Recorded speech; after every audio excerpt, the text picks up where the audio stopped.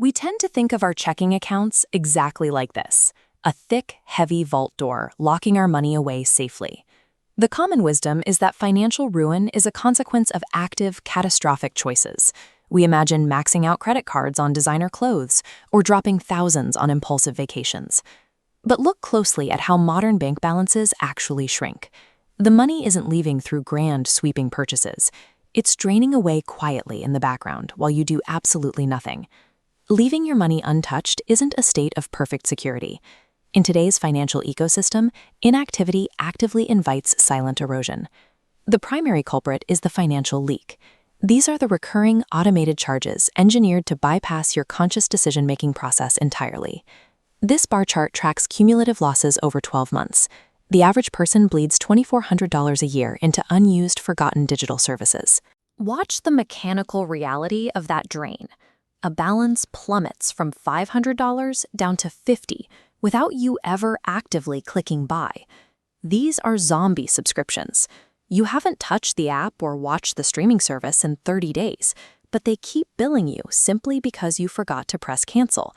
$10 here, $15 there. These tiny, easily ignored cuts accumulate into a massive hemorrhage that actively stifles your ability to build long-term wealth. Consumer subscriptions are only half the problem. The institutions tasked with holding your money are engineered to drain it too. Traditional banks rely heavily on three specific institutional wealth drains: monthly maintenance fees, costly overdraft fees, and out-of-network ATM charges. This graph illustrates how a $15 monthly fee behaves over 5 years. The tiny charge compounds, dragging the trajectory into a negative balance. Watch as these points directly subtract from the principal. The bank carves out your core capital month after month. These charges do not reflect legitimate operational costs for the bank. They function as a localized banking tax placed directly on the customer. Examine who actually pays these maintenance and overdraft fees. They are almost exclusively levied against accounts struggling to keep a high balance. Banks use these specific fees as a direct penalty for individuals who fall below an arbitrary, mandated minimum threshold. People tolerate this because of a psychological barrier. We treat our long-term banking institutions as if they deserve our loyalty, even as they repeatedly stamp our accounts with penalty fees. Staying with a fee-heavy traditional bank out of sheer habit is a severe mathematical error. The institution is monetizing your complacency.